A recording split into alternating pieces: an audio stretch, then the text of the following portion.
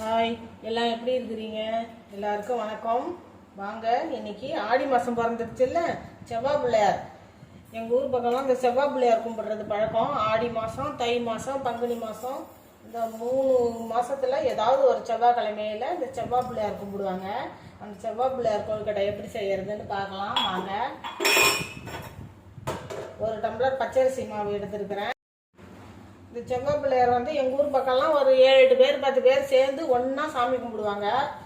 அப்போ இந்த கொழுக்கட்டையில் அரிசி மாவும் இந்த மாதிரி பல்லாக தேங்காயும் போட்டு தான் உப்பு போடாமல் செய்வாங்க. உப்பு போடாமல் செஞ்சு ராத்திரி 12 மணிக்கு மேலே தான் இந்த சாமியை கும்பிடுவாங்க. இந்த செவ்வாய் பிள்ளையாரை செவ்வாய் பிள்ளையார்னு சொல்லுவாங்க. இது ஔவையார் விரதம்னு சொல்லுவாங்க. ஏன்னா ஔவையார் சொல்லி இந்த விரதம் இருந்ததுனால ஔவையார் விரதம்னு சொல்லுவாங்க. எனக்கு தெரிஞ்சு பெரியவங்க சொன்ன கதையை கொஞ்சம் எனக்கு தெரிஞ்ச அளவுக்கு நான் உங்களுக்கு சொல்கிறேன். ஒரு ஊரில் அண்ணன் தம்பி 5 பேர் இருந்தாங்களாம், ஒரே தங்கச்சி. அவங்க ரொம்ப கஷ்டப்பட்டவங்களாம். அன்னன்னைக்கு ஏதாவது ஒரு வேலைக்கு போய் அன்னன்னைக்கு ஏதாவது கொண்டு வந்தால் தான் அதை சமைச்சு சாப்பிடுவாங்க. அன்றைக்கி வேலை கிடைக்கலன்னா அன்றைக்கெல்லாம் பட்னியாக இருப்பாங்களாம். அந்த மாதிரி இருக்கும்போது ஔவையார் ஒரு நாள் அந்த வீட்டுக்கு சாப்பாடு கேட்டாங்களாம். சாப்பாடு கேட்கும்போது அவங்க வீட்டில் சாப்பாடே ஒன்றுமே இல்லையாம். அம்மா இங்கே ஒன்றும் இல்லைம்மா, அண்ணனுங்க வேலைக்கு போயிருக்கிறாங்க, போய் வந்தால் தான் எங்களுக்கு சாப்பாடே இல்லைன்னா இல்லை அப்படின்னு சொல்லியிருக்கிறாங்க.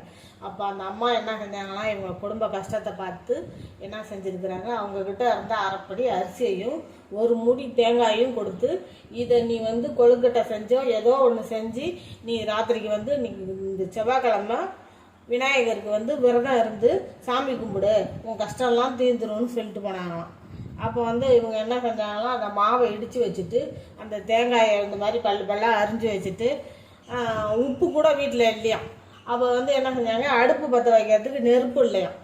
இங்கேருந்து போய் ஒரு மரத்தில் ஏறி, ராத்திரி ஆகி போச்சான், ரொம்ப லேட்டாகிடுச்சான்.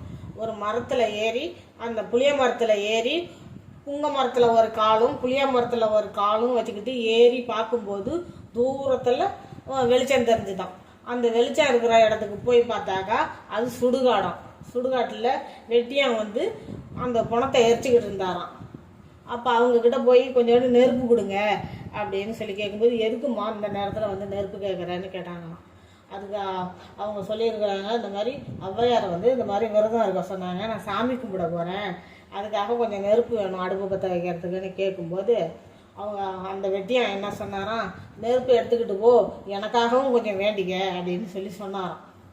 அவங்க நெருப்பு எடுத்துகிட்டு வரும்போதே அந்த புளியா மரத்துலேயும் புங்க மரத்துலேயும் ஒவ்வொரு கிளை உடச்சிக்கிட்டு வச்சு அந்த நெருப்பை வச்சு, சரி வெட்டியான் சொன்னார் அப்படிங்கிறதுனால அதில் இந்த கொழுக்கட்டையில் பாடை தாரை தப்பட்டை எல்லாம் செஞ்சு வச்சு, உப்பு இல்லை, உப்பு போடாமல் தான் அந்த கொழுக்கட்டையை செய்வாங்க. உப்பு இல்லாமல் செஞ்சு 12 மணிக்கு மேலே இந்த சாமியை கும்பிட்டாங்களாம். கும்பிட்டதுக்கப்புறம் நல்ல அந்த விநாயகரால் நல்ல குடும்பம் செழிப்பாக நல்ல வசதி வாய்ப்புகளோடு நல்லா இருந்தாங்களாம். அந்த நேரத்தில் இந்த தங்கச்சியை கல்யாணம் பண்ணி கொடுத்துட்டாங்களாம். அண்ணனுங்களுக்கும் கல்யாணம் ஆகிடுச்சான்.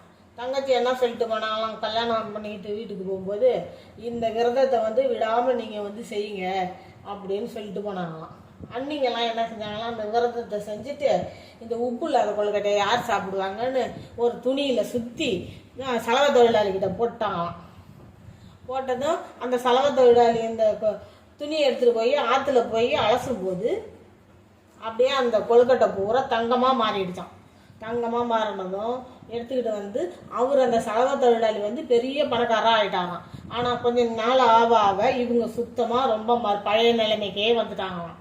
அப்போ மறுபடியும் அந்த தங்கச்சி சொல்லி அந்த விரதத்தை இருந்து மறுபடியும் அதே மாதிரி சாமி கும்பிட்டு மறுபடியும் நல்லா அந்த செல்வ செழிப்போடு அதுக்கப்புறம் நல்லா ஆகிட்டாங்கன்னு சொல்லி ஒரு ஐதீகம் பெரியவங்க சொன்னாங்க.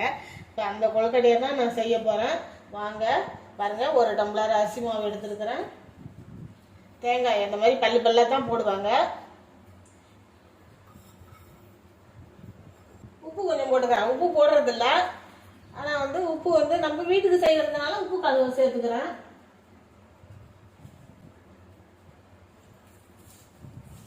இங்கெல்லாம் அந்த மாதிரி பழக்கம் கிடையாது, எங்கள் ஊர் பக்கம்தான் அந்த பழக்கம். இங்கெல்லாம் யாரும் அந்த மாதிரி கும்பிட்றது கிடையாது. அதனால நான் உங்களுக்கு இந்த சொல்லி இதை வந்து செஞ்சு காட்டுறேன்.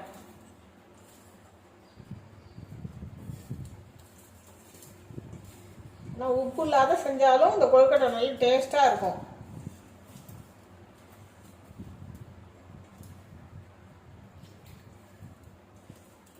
தேங்காய் நிறைய போடுறதுனாலயா இல்லை இந்த சாமிக்கு வச்சு படைக்கிறதுனாலே தெரியல, கொழுக்கட்டை நல்ல டேஸ்ட்டாகவே இருக்கும் உப்பு இல்லாத செஞ்சாலும்.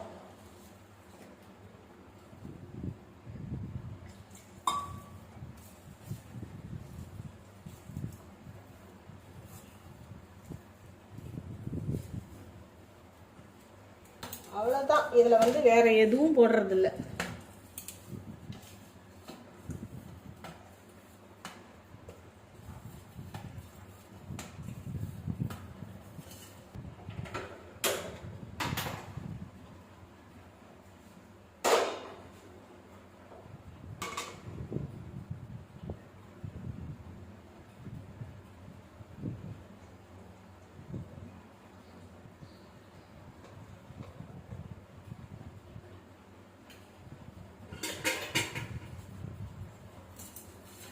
இந்த கொழுக்கட்டையில் வேறு எதுவும் சேர்க்கறதில்ல, உப்பு கூட சேர்க்க மாட்டாங்க.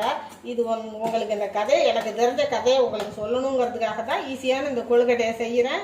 இது ஒன்றும் தப்பாக நினச்சிக்காதீங்க. இதில் வந்து நான் சொன்னேன்ல அந்த இதெல்லாம் தாரை தப்பட்டையெல்லாம் செய்வாங்கன்னு, அதெல்லாம் நம்ம செய்ய வேண்டியதில்லை. அதெல்லாம் சாமி கும்பிடும்போது தான் செய்யறது. அதனால் நான் சும்மாவே அப்படியே கொழுக்கட்டை மாதிரி செஞ்சு வைக்கிறேன். இந்த செவ்வாய் பிள்ளையார் கொழுக்கட்டையை வந்து ஆம்பளைங்களுக்கெல்லாம் தரமாட்டாங்க.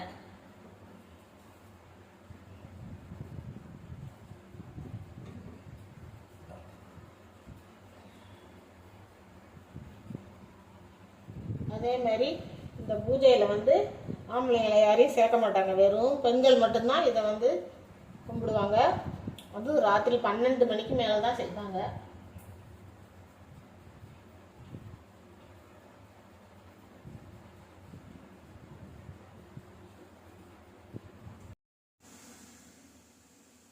நாங்கள் கொழுக்கட்டை வெந்துருச்சாலும் திறந்து பார்க்கலாம்.